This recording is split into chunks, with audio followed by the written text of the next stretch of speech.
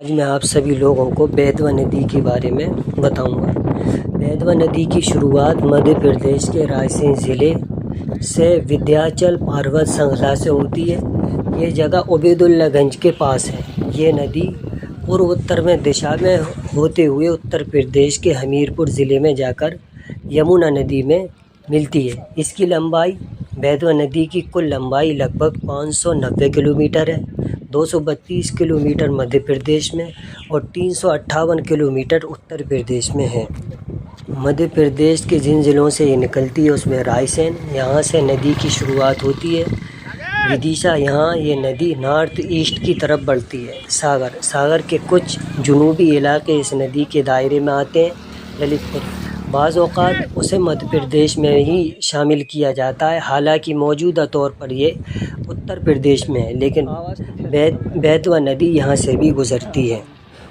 اتر پردیش میں جن ضلعوں سے یہ ندی نکلتی ہے اس میں للت پور ہے، جھانسی، جالون اور ہمیرپور۔ یہاں پر بیتوا ندی یمنا ندی میں آ کر مل جاتی ہے۔ اب ہم بات کرتے ہیں کہ بیتوا ندی میں کون کون سی ندیاں ملی ہیں۔ اس میں سب سے پہلے ہلالی ندی بھوپال کے پاس سے نکلتی ہے، ودیشا ضلع میں بیتوا میں ملتی ہے۔ اس پر ہلالی ڈیم بھی بنا ہوا ہے۔ دوسری ندی ہے دھنینا ندی، ساگر یا ودیشا ضلع سے بہتی ہے، مدھیہ پردیش میں بیتوا میں ملتی ہے۔ تیسری اس میں بھینا ندی ہے۔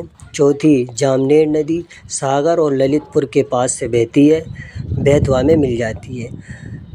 پانچویں ندی ہے برے یاس ندی، یہ بھی مدھیہ پردیش کے جھانسی چھیتر سے بہتی ہوئی بیتوا میں ملتی ہے۔ پانچویں ہے بھانجی یا بھینسی ندی، جھانسی کے پاس بہتی ہے، بیتوا میں اتر پردیش میں ملتی ہے۔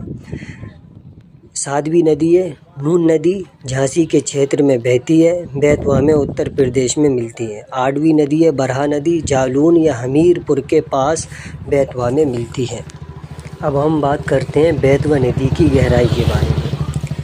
اس کی گہرائی مدھیہ پردیش کے ابتدائی علاقوں رائے سین ودیشا میں 1.5 سے 3 میٹر کے قریب ہے، اور اورچھا جھانسی کے پاس جہاں چٹانی راستے ہیں وہاں 4 سے 8 میٹر کے قریب ہے۔ اسی طریقے سے اتر پردیش کے نچلے علاقوں یعنی جالون، ہمیرپور وغیرہ میں 5 سے 10 کلومیٹر، کبھی کبھی 12 میٹر تک، کئی جگہ یہ 10 سے 15 میٹر تک مانسون میں بارش کے دنوں میں ہو سکتی ہے۔ بارش کے موسم میں گہرائی اور چوڑائی دونوں کئی گنا بڑھ جاتی ہیں، جیسا کہ آپ ویڈیو میں دیکھ رہے ہیں۔ کچھ جگہوں پر جیسے اورچھا، دھماؤنی اور سنگم پوائنٹ یہ ندی کافی گہری ہو جاتی ہے اور خطرناک بھی مانی جاتی ہے۔ گرمیوں میں اس کی سطح کم ہو جاتی ہے اور کئی جگہوں پر یہ صرف نالے یا کھال کی صورت میں رہ جاتی ہے، یعنی سوکھ جاتی ہے۔ اب ہم بات کرتے ہیں بیتوا ندی کے ڈیموں کے بارے میں۔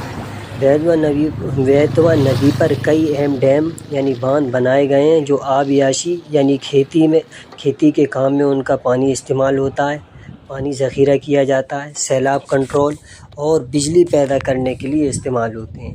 یہ ڈیم زیادہ تر مدھیہ پردیش اور کچھ اتر پردیش کے علاقوں میں واقع ہیں۔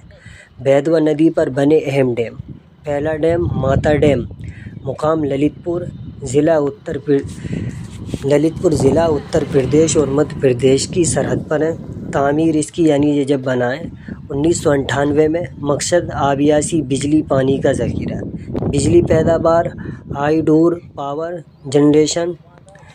زرعی فائدہ: جھانسی، للت پور اور جالون کے کسانوں کو اس ڈیم سے پانی ملتا ہے، یعنی اس سے پانی حاصل کرتے ہیں۔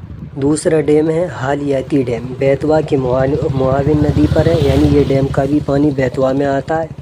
یہ جس جگہ پر ہے ودیشا ضلع مدھیہ پردیش، بیتوا کی معاون ندی حالیاتی پر۔ مقصد اس کا یہ ڈیم کا ہے آبیاشی، یعنی لوگوں کو پانی کے لیے یہ بنایا گیا ہے، ماہی پروری، پانی ذخیرہ۔ فائدہ: بیتوا بیسن کے کسانوں کو فائدہ۔ نوٹ: یہ بیتوا ندی پر براہ راست نہیں بلکہ اس کے معاون ندی پر ہے، مگر اس کا پانی بیتوا میں جاتا ہے۔ تیسرا ڈیم اس کا براری ڈیم کم معروف ہے، یعنی کم اس کو جانتے ہیں، مدھیہ پردیش کے علاقے میں چھوٹے پیمانے پر ہے۔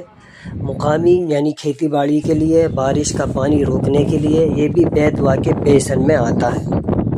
آپ سبھی لوگوں سے گزارش ہے کہ اس ویڈیو کو زیادہ سے زیادہ آپ شیئر کریں تاکہ لوگ اس کے بارے میں زیادہ سے زیادہ معلومات حاصل کر سکیں۔ جس جگہ سے یہ ویڈیو بنائی جا رہی ہے یہ بوراسی سے کروائی جاتے ہوئے بڑا پل ہے، اس پر سے یہ ویڈیو شوٹ کی گئی ہے۔ آپ سبھی لوگوں سے میری درخواست ہے کہ اس ویڈیو کو زیادہ سے زیادہ آپ شیئر کر دیں، اور ایسے موقعوں پر ندی میں آپ نہانے نہ آئیں، نہ اس کے کناروں پر آپ بیٹھیں۔ ایسا نہ ہو کہ ندی کا بہاؤ تیز ہو جائے اور آپ اپنے گھر والوں سے دور ہو جائیں۔ اس لیے آپ اپنے گھر والوں کو عزیز ہیں، پیارے ہیں، اپنی جان کو نہ کھوئیں۔ آپ اپنا دھیان رکھیں، سب کا دھیان رکھیں، جو لوگ وہاں ہیں ان پر بھی آپ دھیان رکھیں۔ ایسا نہ ہو کسی غفلت کی وجہ سے وہ